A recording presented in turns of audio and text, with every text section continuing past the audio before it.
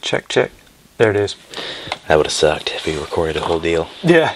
Without recording it. That's why we look. Alright, guys. Coffee Regular, episode 7? 7? Oh, yeah. 7. Nice. Yeah. That's what's up. It's been a wild ride so far. So far. Getting better. But today is perfect. Well, not perfect, but kind of perfect practiced. Yeah. Decent repetition. Quality reps. Quality repetition and technique and training. Yeah. Stuff like that. So, Open us up. Open us up. Alright, so last week we were training and we were working on worm guard, which amazingly I've never done. And I had no idea what to do. And at one point in class, I ended up in a group of 3. It was me and a couple of blue belts who had been training for a long time and were both really funny dudes. They were both very good, but didn't take themselves horribly seriously. And so we were kind of having fun messing it up, but we were helping each other out. And every time, like, one of us would tell the other something, we'd get one little piece. We'd be like, oh, cool, another piece. And then someone else knows something, oh, another piece. And through the course of 5 minutes at a time, are we doing, it was like 3-minute rounds. So it was like 3 minutes of 2 people going, then you switch. And we're just rotating through.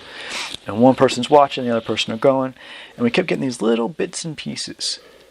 And it got me on the idea of, based on last episode, as far as what you learned from the tournament, here's kind of what to do with what you learned. And we weren't chasing perfection. We were just chasing pieces of what we should get to, and eventually we got there. Chasing knowledge. Yeah, so we're chasing the knowledge, and we're okay with building it. We were all fine with, I only saw like 3 of the bits of that. I don't know what's going on here. But all 3 of us saw a little bit different thing, and we pieced them all together. And it got me on the idea of quality reps. And it was just a ton of quality reps, but it wasn't perfect reps. It was a rep that was working towards something. There was steps, and we were all okay with the steps. So mentally we were fine with screwing a bunch of stuff up, but we got one thing. Oh, another step. Yep. One thing. Yeah. And that's, as a Jiu Jitsu instructor, I found that, I could throw 10,000 things at you, and, you could probably retain a decent amount of them, but, actually being able to do any of them, probably close to none, so... Well, as a jiu-jitsu instructor, there's obviously the details, that's where the devil is, it's deep down there, so you have to kind of communicate the right details, but at the same time not overwhelm people. Yeah. And that's difficult. And let people have time to play with it. Yeah. But also the people that are playing with it have to be okay with that. Yeah. In that same class, I was partnered up with I think he was a 1 or 2 stripe white belt who was wicked frustrated. And I was missing pieces, and I was like, he's going to call us back. I'll get it. He's like, no, I got to ask somebody. No. And we ended up, he's very much larger than me, so Vitor split us up. I went to this group of 3, and all of us were kind of accepting of the process. We embraced that, it's not going to show it us once and we get it, especially if none of us have ever done it before. Yeah. And so we just kept getting pieces. And so just mindset-wise, I like that idea of, the journey. Yeah. Right? Oh, yeah. Yeah. That's it. Yeah, it's almost, people are just obsessed with the result of what you're doing. It's like, oh, I'm doing this to sweep, or I'm doing this to sub. Yeah, but can you tell me why? Can you tell this person why? Can you break this down for me? Can you give me directions on how to get there? Yeah, and I'm not saying that everyone needs to be able to instruct everything and break stuff down. Some people are just there to do it. That's fine. Yeah. But my mission has always been to break it down and look into it further, and that's how you do it. Me too. That's how you do it. Give yourself that permission to experiment and fuck up. Even for the person that's there just to train, you still got to have steps. Yeah. You still got to follow them. Even if you're just a gifted athlete or anything, you still are going to have to go through that mental process. Yeah, there's limitations to everything. So, I had an intro this afternoon. He was a really good wrestler. He had wrestled, but it's breaking context between wrestling and self-defense, that. Ooh. There's that bridge, but it's hard when you get locked in the rule set. But the carryover is tremendous. It's tremendous if you can dial it in and make it work for you. It can really work against you too, in specific things. But I don't know where we going now. Where are we going now? Oh no, just that reminded me of something of when I used to teach a lot. And you have people that are really good at one thing and come into another thing. Yeah. Sometimes if they couldn't break out of their old pattern, I would have to give them a new rule set. Mm-hmm. And say, okay, here's your skills within this different rule set, and let them go. And then, oh, can't do that here. That's against the rules. Oh, okay. Or yeah, you can do that. That's part of the rule set. And it would help them move into the different space. Mm-hmm. Which is all. It's I think part of teaching is just learning how to teach different ways. Some people need that. They got to have the rules to follow, but you can kind of trick them. Yeah. With a different rule set and get them to open up and not realize they're opening up because they're following the rules. Or you can do the exact same thing like 8 different ways with like a different focal point. Yeah. But it gets them to do the same thing again. You know what I mean? Yeah. Like, it gets them to do the same exact thing with a new thought process each time, so it's fresh in their head. It keeps fresh in their head, even though it's the same thing. Yep. Yeah. But I mean, that kind of goes into the quality reps bit too. Is especially if you're training with someone who's also open-minded and willing to fail a lot, and realizing that the journey can be 3 minutes at a time. Everyone says journey, they think long journey. They think Kwai, Chang, Caine, walking through the desert. But yeah, that 3 minutes is what's going to take you on the next 3 months of that journey. You know what I mean? Yeah, totally. Like, yeah. That's what's going to make you question something or think of something differently to open up your mind. Like, that's the great thing with jiu-jitsu, is like it forces you into that discomfort, and you have to either decide to accept it and do something about it, or just fight it. And that's what happens. You have issues, and that's where you don't grow, is if you're fighting it. Like, gotta go with the flow. Yeah, gotta go with the flow a little bit. Yeah, it's gotta be cool with it. There's times to go with the flow, there's times to flow with the go. That's true. You know? Yeah, definitely. Yeah, because talking about flowing with the go, when I was training this week, I was with a dude who was really good, but really, I don't know, not funny. I guess is the best way to put it. Because being that I don't wear my glasses when I train, I definitely know that I miss bits.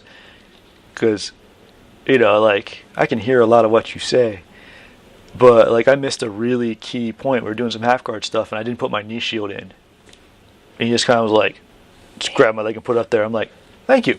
The rest is fine. I really can't see anything. I missed that bit. He's like, ugh. Yeah. And we eventually kind of meshed, but it was a whole different vibe. Mm-hmm. And he was cool. He was a good blue belt as well. And he picked it up a bit faster than me, but I just kind of put myself into the good partner role. Mm-hmm. And was paying real close attention to him and started getting it. And then we both got it, and then we were cool. But it was also just a different aspect of quality reps. I was like, how can I miss some pieces, have this be a foreign kind of thing. I was having kind of an off day anyway, but yet still get something out of this, not ruin it for my partner, and be better at the end. Yeah. And I did it, because I just kind of relaxed, let the other dude take the lead, picked up what I needed to pick up while he was doing it, did what I could, changed my attitude so that I wouldn't offend him, and that we were able to work together, and we ended up working together really well. Yeah. And it was cool. But it was all, in my mindset of how am I dealing with that I'm missing obvious bits today. Mm-hmm. But you still were able to be mentally present enough to notice that, and then B, do something about it. Yes. And then make it work for you. So yeah, so I guess let's move into the idea of adaptation. Of quality training is not the same every second. It's not the same every training session. It's not the same every moment of a training session. And that's what I think is really hard for like high-level athletes to start grasping, and like it's hard for them to like break down that it's okay to knock down a level and go into kind of like a philosophical bend, or you know what I mean? Like, as that levels aren't like 1, 2, 3, 4. They're almost columns. Yeah. Yep. Of you just jump over. You're at the same level per se, but it's like, oh, my heart rate isn't 200 and I'm not out of breath. Yeah. It doesn't have to be. I don't feel like I'm dying. Yeah. It doesn't have to be. You're still getting a ton out of this. That was something that was very hard for me to understand too. I was like, oh yeah, yeah. If I'm not spitting up blood, what's the point? Like, when I was a kid, we used to say, man, you don't train until after you puke. Yeah. Then you're truly training. Yeah.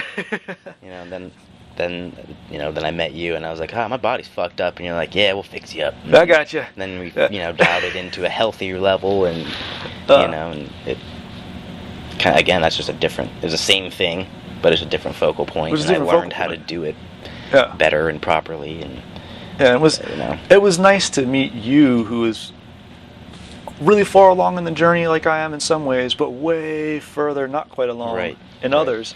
And I was able to, and you listened. You're like, here's my cool story about how bad that hurt and what it cost. And you're like, oh. I'm like, don't go there. Here's how to not go there. You're like, really? How? Yeah. And I mean, my entire time coming up, like, there's always something. Like, I knew, I was like strong, fast, whatever. Like, that's all fine and dandy. But like, I know there's ways to improve that and get the most out of my body and the efficiency, and then of course not breaking myself down. Yeah, you don't have to break yourself. That hurt myself. That took me forever to learn. Yeah, because again, I mean, I used to think it was cool to be like, breaking fingers and look at this, it's cracked. It's awesome. Feel like shit. Yeah, that was the funny thing. Is like, I wore my cuts and scrapes with pride, but at the same time, on the inside, I'm like, Jesus Christ, kill me! Like, why? Yeah. But yeah, I mean, and I think if you're not adapting in jiu-jitsu or just martial arts in general, or in life, if you're not adapting, I mean, you're gonna die. Yeah, I mean, it's that whole microcosm of life bit. But here's a really interesting bit of it: is everyone gets obsessed with the end goal, or I got to get there to get there. I got to do this place before I get to this place. Where, like, you kind of practice that idea. Yeah. Within, you got 5 minutes to practice this one thing I just showed you that's going to be part of this big series of what we're doing today. Well, here's your lifelong quest in 5 minutes. Yeah. You put that on your quest. That's 5 minutes of, like, travel the whole desert, right? But then on the flip side, it's just 5 minutes. You're not going to get everything that was just shown to you. Get the pieces that you can get. And I know for me, because of my Kung Fu mind, I kind of treat it both ways. It's my epic journey in my 5 minutes of do this thing. But it's also, if you gave me 10 things, I got 7. I'm just going to work on the 7. I'll pick the other 3 up when you show me more stuff. Cool. I mean, because what the fuck are you going to do? Burn the other 3 out of thin air? No, it's going to appear. You're still going to figure it out. If you do the other 7 things really hard and fast, it's still not going to teach you the other 3 things. You know what I mean? or in the respect of, like, one of the 3 things I was missing, I did by accident. And as the teacher came around and was like, "Oh, really good." I'm like, "What? What was really good?" He goes, "Yeah, you put your hand in the right spot. That was." I'm like, I didn't even know I did that. That was one thing I was forgetting. Cool. Yeah. Right. And that's what, coming back with, like, having a different group, or like a little, like you said, that little group of 3, like, the group of 3 is nice. It's nice because you can be doing it, especially in jiu-jitsu, because, like, you can be doing it and then have someone be outside observing it and noticing details or holds, or like, oh, this doesn't quite look right, or this person's posture isn't quite where it needs to be, like, so that can really help too. So I mean, even just because there's maybe even a person sitting out, or you have an odd number, doesn't mean they're not getting quality reps too. They're visualizing stuff, seeing stuff, I'm a visual learner, so, like, I could see a position, and, like, then I'll, like, visualize where bodies are and, like, certain points on the body, and, like, that's what it is in my head. So that's what helps. Yeah. Oh, quick break. Today's coffee. I was gonna say it's really on point. It's on point. It's Front Porch Blend. Of course it is. Yeah, it's the best. I was gonna say, like, tastes like home. Yeah. It's suddenly winter here in Ohio today. It was 58 degrees one day and 20 the next. So we're all cold and need hot coffee. I have a lot of feelings about that. None that I can control, or none that matter, but acknowledge that those feelings exist. Feelings nonetheless. And it's like, it's the season where you get in your car and just scream shit and fuck until it gets warm. Sometimes. Or you cramp. Yeah. Or me and my daughter were talking about the other day, and she's like, other places this is weird, but we live in Ohio, so this is normal. I'm like, that's quite insightful. That's the truth. It's so insightful. And that's the weird thing with Ohio is just a weird place. It really is. In terms of, like, weather and laws, and like, self-defense laws are really weird here. Oh, they're strange here, yeah. And just people, Yeah, people are fucking weird. Like like microcosms of people that have to intersect with each other on a daily basis. You have like a massive outside agriculture influence that'll still trickle in. You have like the metropolitan influence downtown. Like I don't know. I mean, you have just. I mean, that's why I think it's a cool place to live, but the weather fucking sucks. Yeah, it's ridiculous. And now it's, I mean, Ohio in general, just the Midwest, like, is a grappling / jiu-jitsu mecca. It is. It's really. No one realizes it yet. No one realizes it, but it is. And it has been for a long time. I mean, it has been a hub. Weirdly. Wrestling, everyone knows. Yeah. People get the wrestling bit from Pennsylvania on over. But jiu-jitsu's like... It's trickled in. Quality just trickled in underneath that for many years now. And it's been that way since the 90s, since the beginning. Since it's been in the States, yeah. I mean, in Ohio, if I'm not mistaken, we had Helson Gracie come initially, and we had Salo and so the Riberos used to be here. Ribeiro up in Toledo. Yeah. And that was a massive, like, just kind of establishment, just because you still see the schools up there and stuff, and then, like, schools that have branched off. Yeah.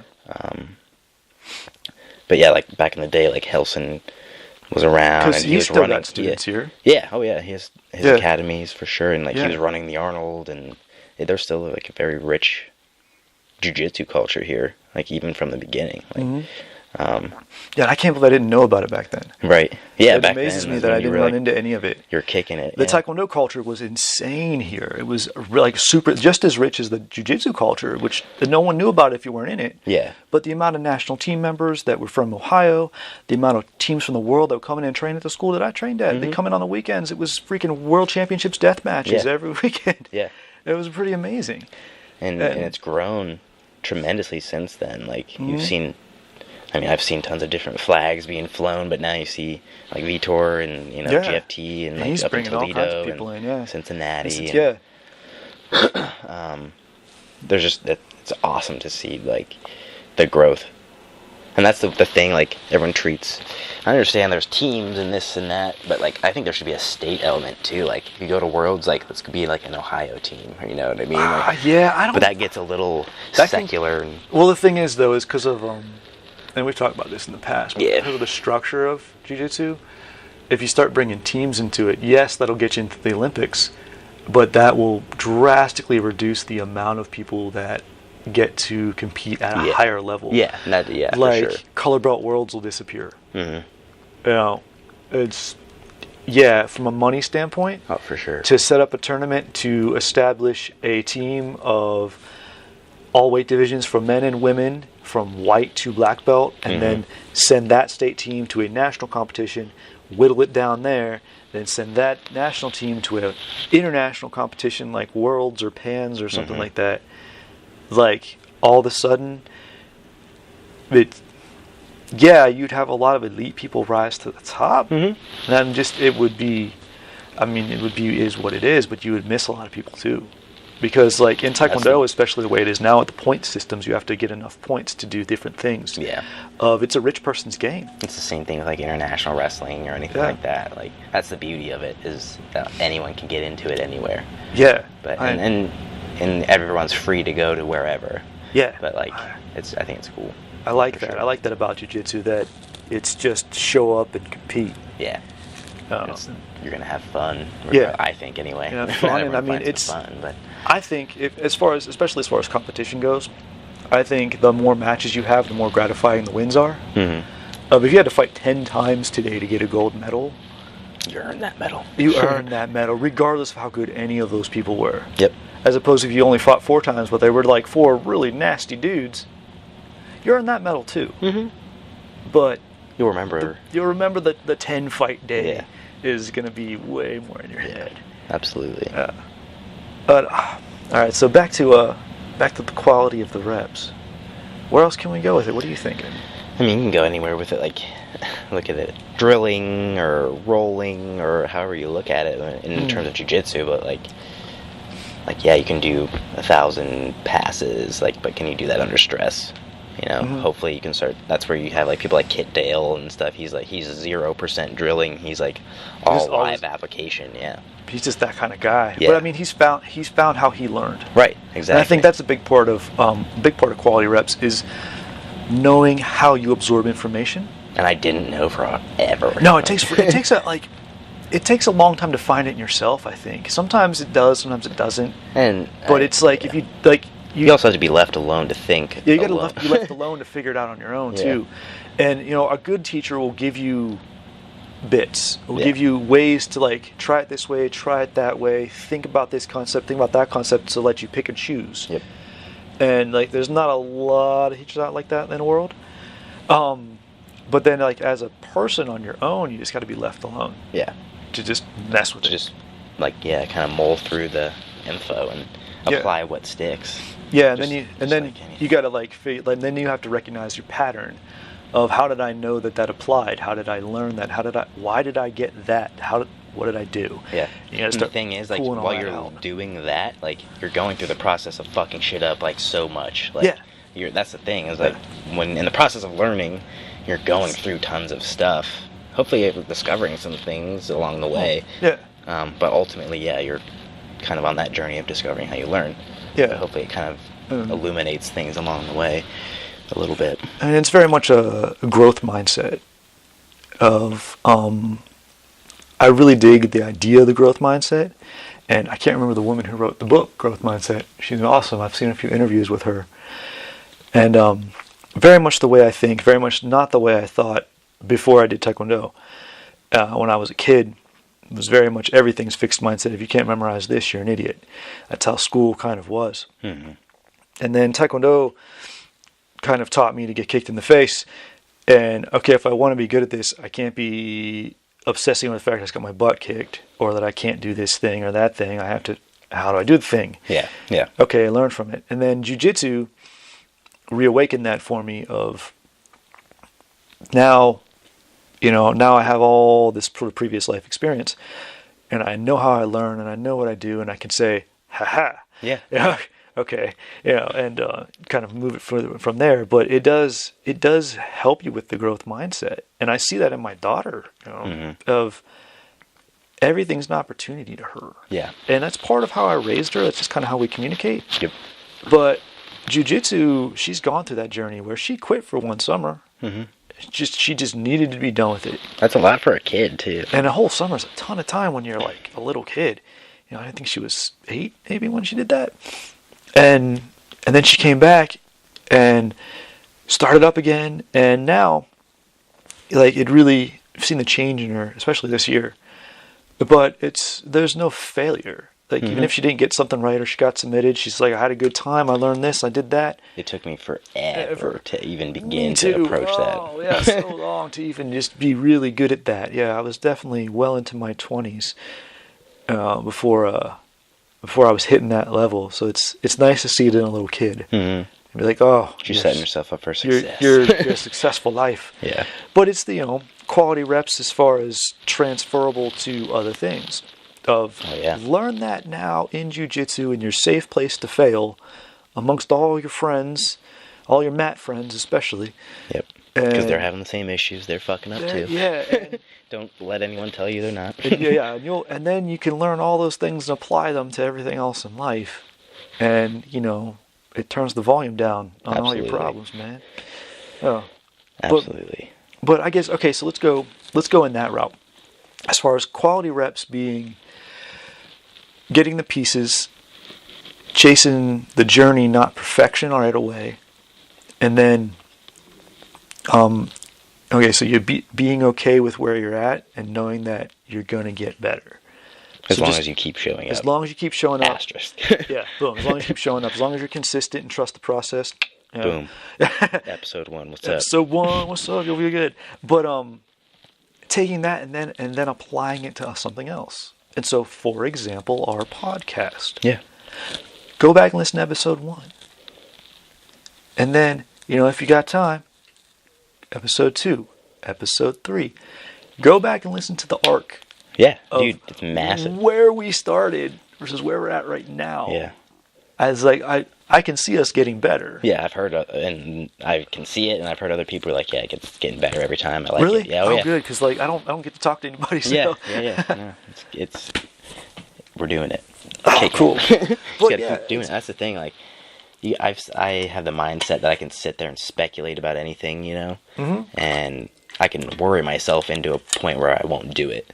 Yeah. So I had to teach myself, through painful experiences, that I just have to fucking do stuff and learn what I can, take from what I can. Like, everything is an opportunity, even when shit is terrible. Like, like the old whatever, any old situations or just any stressful situations, like, you can make something out of it. Mm-hmm. Like, there's bits and pieces there. And I mean, I'm going to specify this right now. Nothing happens for a reason, but you can take reason from everything. Yeah. As it didn't happen to teach you this stuff. Yeah. You decided to learn something you from picked from that. You picked it out. Because you needed that. Yeah, conscious choice. You chose to need that. And you said, I recognize that I can get this positive thing out of this really negative thing. Or, even if you're doing a real positive thing, this goes back to the quality reps of I got 7 out of the 10 steps. I'm real happy about those 7 steps. I'm going to do what I got and get really good at that. And then someone will see that, here's the 3 steps you're missing. Here's one of them. Now that I understand the other 7, cool. Number 8 makes sense now. And like, yeah, you'll get all of the steps eventually, but and people think it's like I'm supposed to get 1, 2, 3, 4, 5 in like sequence. Yeah. You might get tail end this, like you're messing something up in the middle, like. Yeah, you might get the end right away. Yep. And be like, cool. And then, how do I start? Oh man, I don't know. Yeah, exactly. Like, I can do the thing, but how do I do the thing? Yeah, how did I do the thing? Like me not putting the knee shield in. Mm-hmm. The end of that I was cool with, but like I totally forgot the whole beginning. Yeah. Yeah. And it's funny to see people. Sometimes you can tell them something and they'll do it and apply it right away and it's perfect, and then you give them one other focal point and it fucks everything up, and it's just out the window. It's hysterical. I love it. That's the thing. Like, most instructors be like, oh god, that's annoying or whatever. Like, I love it. I think it's the best thing ever. Like, because I know I just introduced adversity for you, so you're gonna have to fucking work through it. You gotta work through it. You're gonna get better. You have to make it understand somehow. And that, well, I mean, once you, or like as a teacher, once you give that information, like, it's up to them to do with it what they will. Yeah, and I think as a teacher, it's finding your style of how you accept that from person to person. Mm-hmm. So you have sort of a general idea of how you accept it as far as your character as a person. But then from student to student to student, you accept that in different ways. Yep. And it's how to find that, what's best for that individual, for your reaction, but B, and something that just talking to you has made me really think about, is how to make that positive. Mm-hmm. Even if the person needs you to react negatively in a way, even if they need to be yelled at or something, how is it positive? How does it not go against your character? Yeah, and that's sort of a neat puzzle of teaching. If you're talking quality reps as far as teaching goes, that's a whole different game too. That's a different game. Because I fucked up teaching a lot. You know what? It's different because you're not just fucking yourself up. You're fucking up other people. Like, it's hard to correct things that you taught wrong, and then like you lose faith, or people lose faith in you if you're going back and correcting your shit. They're like, "Wait, you didn't know how to do that?" Yeah, you're going back on yourself, and it's a problem. And it's you gotta do. But it's it also comes to environment creation. Yeah. As far as if you create an environment where everyone's cool with messing stuff up, they realize, hey, everybody makes mistakes, everybody misses bits. Get what you can, be cool with that, and then if you got to come back and correct, that's good. Correct. Yeah. Correct it. That's good. You got better, and even the teacher can get better. Because if you're with a teacher that's not getting any better, big red flag to everybody out there. Yeah. If they think they're perfect, or they're not training with other people, or bringing other people in, it's not that's not a good thing. Yeah. I used to have a coach that didn't like to be beat by anybody in the room. Like, every once in a while, like, I could beat him. And I kind of showed a couple other people how to do it, just because I knew his game, and drive him nuts. And I knew I was going to get my ass whooped if I did, but sometimes I just had to do it, just to kind of show people. Yeah. And that was sort of the negative lesson to me of, like, I don't want to be that guy, because then I tried to be that guy, and everyone gunned for me. And anytime they could beat me, oh man, they held it over me. That's the thing. And I'm like, I can't beat that environment. And so it's from going back to the quality rep standpoint of you gotta let go of perfection. Mm-hmm. And you gotta let go of the image of perfection. You gotta let go of other people's opinions of shit too. Yeah, let go of those opinions, because if you live in that, man, you're gonna get stuck. Yeah, well, that's the thing. Like, I've seen people, like, they could fuck something up in class, like, horrendously and, like, never truly get it. And then sometimes they'll go out and compete and do it on the fly, and it works. So, like... See what happens when you turn your brain off? Yeah, Bam! Exactly. So it's just like, you know what? Everyone is different. Yeah. They might be fucking it up entirely, but in their brain, that might be working. And they'll get it eventually. Like, yeah, it's just... Again, if they keep showing up, they keep listening, you keep being an open-minded student, you're going to pick something up. Yeah, you're going to get it. It's all going to fall into place. You just got to give it time. And there's always goofballs in class who are maybe, like, uncoordinated or just goofy, but if they keep showing up and they keep wanting to be there and they keep putting effort in, fucking done. They're Sweet. Gonna be good, man. Yeah, they're gonna be fine. I don't care how long it takes. Something is gonna be, like, they're gonna have a tool or a weapon that's super effective for them, and it's gonna surprise people. Yeah, they're gonna reach their potential. Yeah, and they're gonna find it. Yep. And just because they keep going. Yep. Oh. And I have more respect for people like that than the ace in the hole dude who can do, you know, flying this, that, whatever to everybody. Like, I mean, it's still cool, but it's still cool, yeah. But I mean, yeah, no, I'm a root for the underdog kind of person. Oh yeah, always. And I really like the idea of sucking in practice. I like sparring in practice and getting beat. I like drilling and not like missing steps and screwing stuff up, because I want to fail there. Mm-hmm. Because if I'm competing, or on the more outside chance, if I have to defend myself or something, I want to get all my screw-ups out of my system so that when I need it, I know why it works, how it works, I know I can do it, I can turn my brain off and just let it happen, and it's happening properly. Yep. That, you know, on game day, you can show up. Yep. And you can apply that to, like, your whole journey as a competitor, as anything. Like, anything. You know, I've lost a lot, like, because I've taken chances, or I just wasn't feeling it that day. Like, I've lost a lot, but I mean, you know, I've won enough too. Like, but it's almost an experiment. It's not like, oh, I've got to win. I'm not like, it's not like I've ever been some like world prominent competitor or anything. But like, I mean, granted, like, hashtag goals, but like, it hasn't happened yet. But at the same time, like, it wasn't for like, oh, I need to do that right now, or I need to be that right now. I'm getting there, like, you know, climbing the ladder. And it's been 10 years, and I'm like just getting into it, you know. Yeah, so. I mean, but you're always kind of getting there. Yeah, I think the upside and downside of goals is I'm not a goal setter anymore, as because mentally they're limiting to me. Mm-hmm. And so, as far as the quality reps things go, of goals make me not enjoy screw ups. Just my personal, in my head, you know, just personally. And so I just kind of think of next step. Yeah. It's not a short-term goal to me. It's not a long-term goal to me. Just step. I'm just put one foot in front of the other. Keep moving forward. Keep going. Yep. And I just emotionally, it works better for me. Yeah. I'm just keeping on stepping. I'm just keep moving.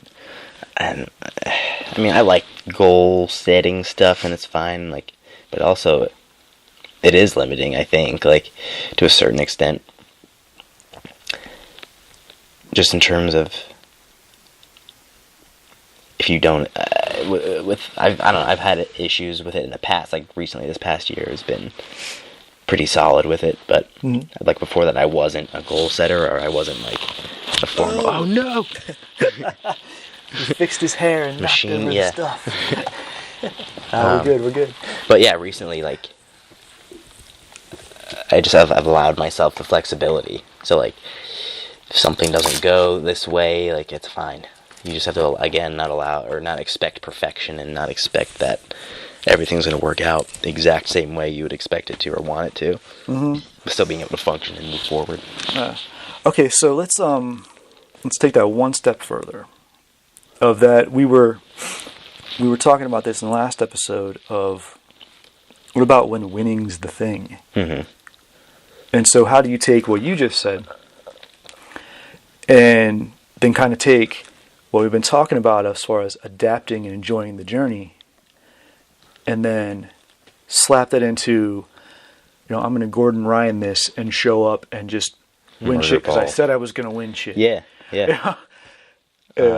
Of like, I don't know that I have a clear answer because I was never able to do it. And so everything I'm saying is speculation. Right. But I know how. It's just I was never able to apply it. Yeah. And so for you, I think that's kind of moving toward that next step. I've had, and like, that's the thing. Like, if I could sum up my competition in one word, it would be like inconsistent, probably. Just in terms of like result. Some days I feel fucking on fire and like I could do that, and some days I feel like I'm speaking 10 different languages in my head and I got nothing. So yeah, but then how do you adapt either way? Right, like either way you got to show up. Yeah, either way you got to just take what's there. And that's the thing. Like if I'm having a day and it's rough, like I approach it no expectations. It's a blank slate in my head. No expectations. Even when I'm feeling good, it's still a blank slate. It's no expectation. Because as soon as you start to have an expectation or an assumption of any sort, that's when you're you think about the end before you get there. Your armor. Yeah. So then, next step would be how to take your no expectations and make it a gold medal. You just have to do it. That's the thing. Like I'm in that stage right before like the round is chambered, fingers on the trigger. It's like fucking right there. Right there. It's time to go. All right. So. Yeah, I look forward to how that plays out. And I don't know, like my anxiety was always a kind of a driving force for that, I guess. And I need to learn. I've learned to use it in a more constructive manner, I suppose. Okay, so just your blank slate is just a next step in how to get rid of the anxiety. Yeah. And be able to go in there and do what you do. Just function. Yeah. So. All right, I like it. Yeah, because I feel like there's still a gap. There is. And we're gonna find steps now to fill that, and it's just that's where my mind is going on that one. It's very narrowing. Cool. So it's the gap is continuing to narrow. You're finding steps to get to there. Yeah, it'll get there. But based on mindset you've chosen now. Yeah. Which I mean, cool. I've had to do a lot of soul searching. Yeah, and quality reps with, positive self-everything, self-image, self-talk, whatever you have to do. But I had to make effort to put my mental health and stuff like that first, and A, admit that it was an issue, and B, like continue to admit that it was an issue and continue to, day after day treat it or whatever you want to call it, but don't treat it like a limitation. Just treat it like a thing. And now, like in retrospect, a lot of times, like I look back, I'm like, oh yeah, that great moment was fueled by anxiety, or or the urgency, I should say. The urgency of it, yeah. And I can look back and be like, oh, that moment was brought on by that too. So like, that presence of mind looking back, you look at it and you can pick and. That's again, you're picking the parts that we lost. Yeah. Like the 7 out of 10. Yeah. I'm picking the other 3 out of those experiences. I get you. Yeah. I don't have an immaculate record by any means, but I'm learning. It's getting there. So it's getting there. It's solid, and when it comes together, it's gonna be legit. Yeah. It's gonna be big. That's close. So, all right, let's bring this back into a different direction, I guess. Systems. All right, so systems. I'm a systems thinker, which is why now Jiu-Jitsu very much appeals to me. And why I mention John Danaher all the time. Yeah. I've never really jumped into his systems of how he pulls stuff, but I was listening to an interview recently on BJJ Fanatics has a podcast now. Sweet.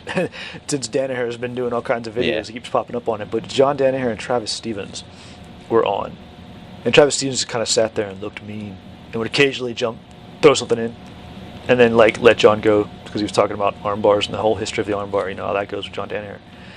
But and his soothing New Zealand accent. oh, I know, it's awesome. But what they were both talking about, and Travis saying something he picked up off Jimmy Pedro and John Danaher and just sort of refined it in his own bit, was the system, but using systems as predictability. And Danaher really started to break that down. And so if you're going into quality reps of thinking of steps of a move as predictable. Okay, so the other guy knows what you're going to do. And so he said that, but he's like, here's the other part. And Travis Stevens really confirmed this one with gripping as well. Was what they were kind of doing it on. And he said, here's the other part is, yes, you're predictable, but now their reactions are predictable. Of they know you're going to do this thing, but then your next step is actually trapping them because the reaction to the thing you're doing is, you know it. You put them there. You said, I'm going to do this. Go ahead.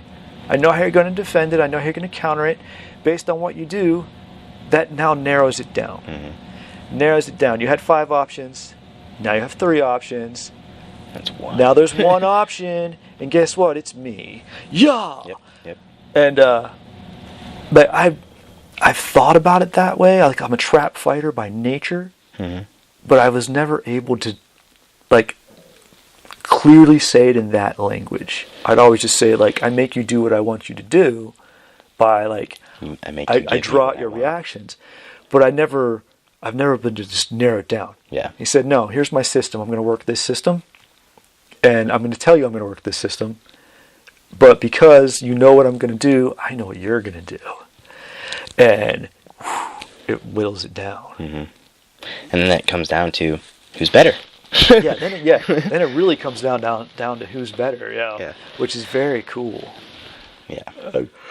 And so with just the quality reps bit, if you think about your favorite saying that I picked up off you, or the slow is smooth and smooth is fast. Love it. Of when I'm training, I think that. And I think, okay, follow the steps. Do it slow, even when I'm sparring. Because I'll be smooth, I'll be fast. And then if someone wants to get on you of, well, if you're going to follow that thing, I know what you're going to do. I'm like, now I got to counter to that. I'm like, yes, I know you know what you're going to do. Guess what? Can you stop it? Can you stop it? And then can you stop what's after that? Yeah. Are you going to react? Cool, I know that. Because you know what I'm doing. Yeah. Ha.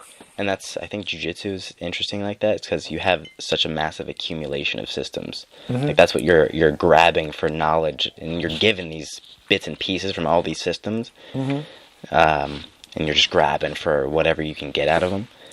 But it's just this vast expanse of systems, but you just see like the broad strokes that can go across.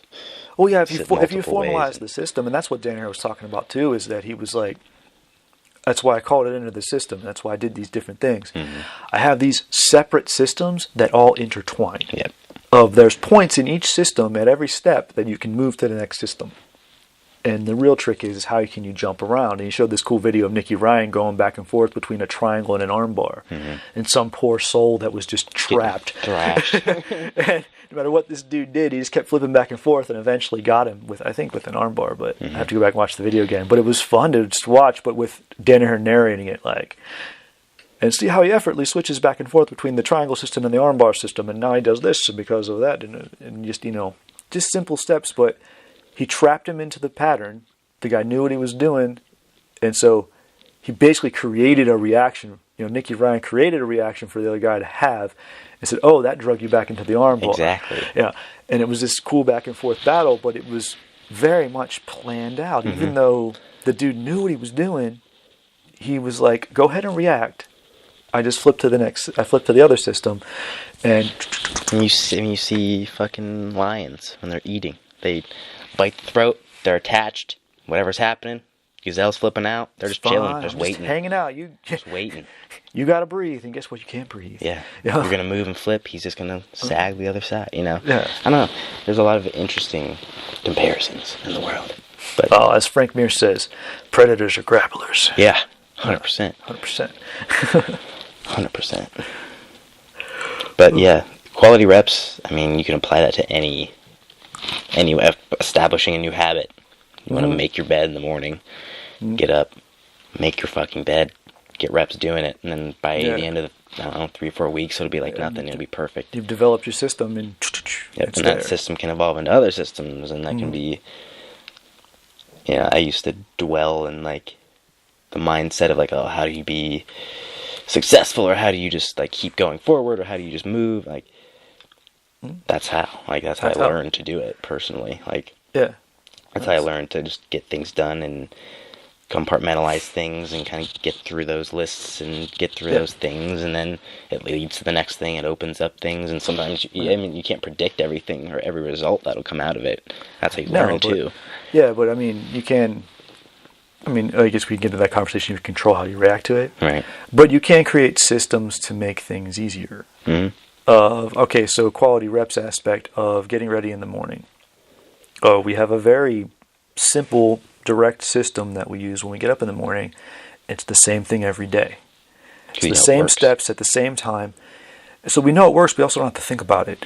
Zero stress. Most relaxed mornings you're ever going to see.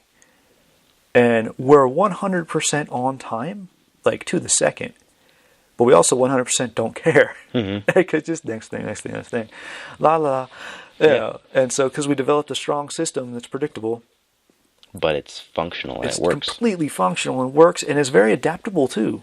There's windows of time built into the system for adaptability. That's the thing that people, I think, get away from is like, it's okay to adapt and change and have this be different.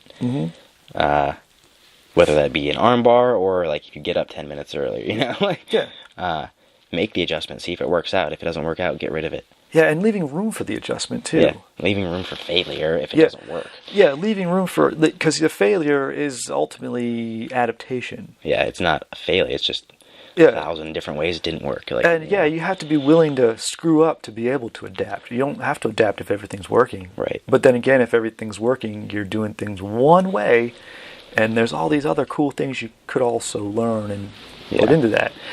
And so, it's like why my get ready in the morning system has a 10 minute window of time, sometimes 10 to 15 minute window of nothing. That's often filled with something. But there's the certain aspects of it that are 100% on point all the time, same bit. Then there's other little bits, just little spaces that if we have to adapt, and we have time for it, and it's still... They don't have to be there, they can be there. They can't, but we still make the bus on time regardless. And that's what it is. And just in terms of daily living and stuff, like, I might hold something differently just to test if it's efficient or not. Like test the efficiency of you doing something. And if it's more efficient, do it. Incorporate it in. Implement it. Implement it. If not, fuck it. It doesn't matter. No one gives a shit even if they saw you fuck something up, No one cares. Let that go. And even if they do care, fuck them. Do you care what they think? Yeah, exactly. Like, really? What position are they in for you to care? Exactly. Like, fuck them. Forget it. That like the Fodacy or Fodas, I don't know what it is, the fuck off mindset. The fuck off mindset. Just it's funny. In my family we call that the kiss my ass mindset. I mean, at a certain point, it's fuck you. Especially if you're, obviously, like if people, I don't know, that just goes to show, like, if someone is shitting on your system, it means they're not happy with their system and they need help, like exactly.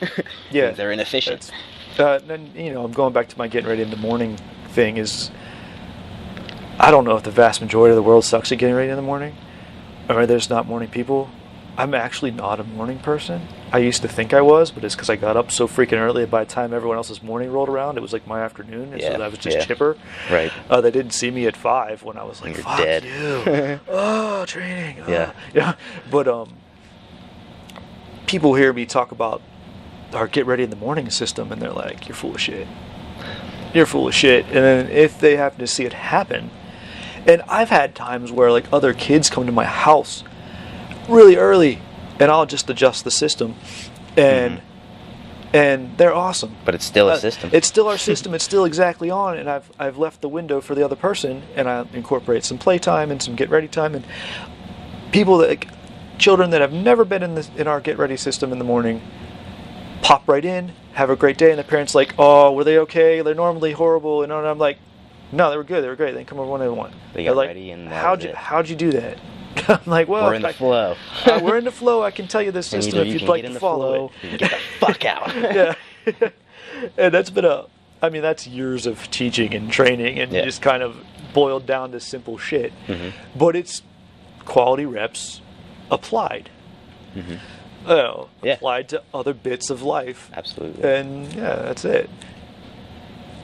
And that's my personal just because of jiu-jitsu is like testing the efficiency of things, or testing it, like if I can make this easier for me, or if I like had broken my arm, could I still do this way? Like, give yourself fake adaptable? Limitations and stuff to test stuff. Yeah, and you test it, and if you can find out that it's adaptable, then it becomes sort of a universal thing for you. It's a plug and play. And you start to literally see how much you don't know. And it introduced adversity, shows you the limitations of what you're doing. But if you have the growth mindset, and the idea of quality reps aren't perfect reps, it's just getting different steps at different times and putting them together right, being okay with what you have versus the three things you don't, then you start to be able to put it together and be okay with it. It takes a lot of the stress out of life.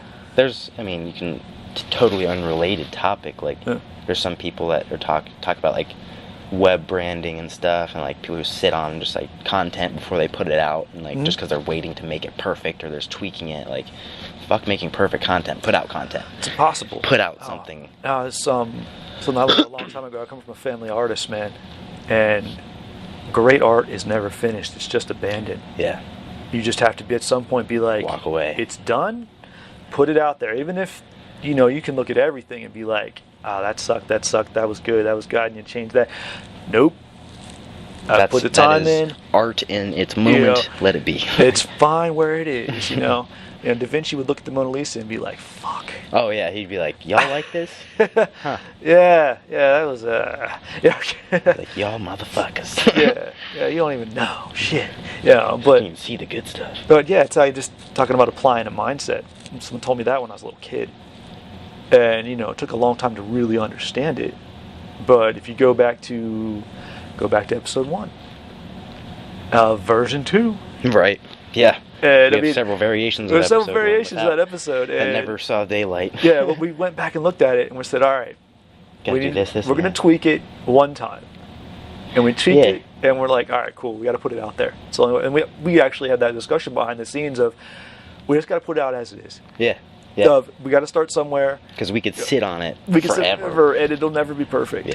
The slideshows, anything, like, I thought they're all great for exactly what they are. Like, even that I was like nervous about, but I'm like, I'm just throwing it out there because we will get better. Like when I started doing like those takedown videos. I was fucking garbage at first. Like, I know the technique and I know how to explain it, but like on camera I didn't understand. I had to get reps on camera. I had to get reps talking behind it. And that's the only way to figure out how to get it to be good. Is doing it. I mean, for me personally, like I have to do it, see if it sucked, do it again.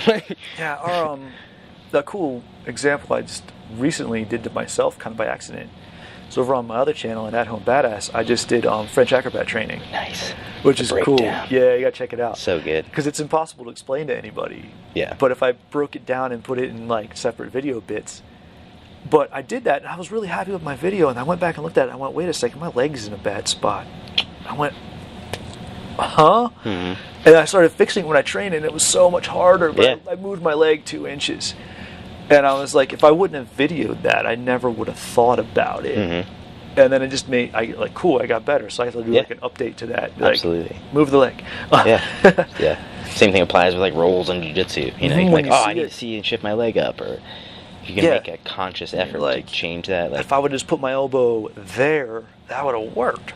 Yep. Like, but you couldn't see it at the time. You just thought, I can't get it to work. And yeah, that's the thing. You're so hung up on that one thing. Like, all you have to do is move maybe an inch, and then the whole thing changes. The whole dynamic changes. Yeah. And that can be anything in life. Yeah.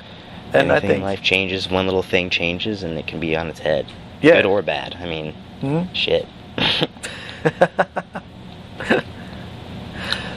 Yeah, what time? Well, how much time you got, my friend? Just blitz here soon. Got straight? All right, cool. Rappy dab. All right, we're wrapping it up. Yeah. All right, so 7 episodes. Nice. Yeah. Getting there. 2019 is gonna be legit for the podcast for sure. Yeah, we're going global, baby. Get some stuff it's going. Gonna be good. Yeah. Yeah, I was looking at like there's different apps and stuff to throw it on, like. Oh, sweet. Yeah. So. I'm starting to. We need to discuss that behind the scenes. Yeah. How to get that up, because you're a little bit more tech savvy than me. And I'm like a level 1 tech guy, which is a noob. I used to be a massively awesome tech guy. Yeah. And but tech changed. Then I graduated college in 2005, and it was like, I'm not fixing anybody's computer anymore. Yeah. And now I suck. I don't know anything about technology. Yeah. But good changes are coming. Absolutely. Oh. Big stuff. So quality reps, everybody, and keep your coffee regular. Haha. Absolutely. Have a phenomenal day. All right. Cha-ching.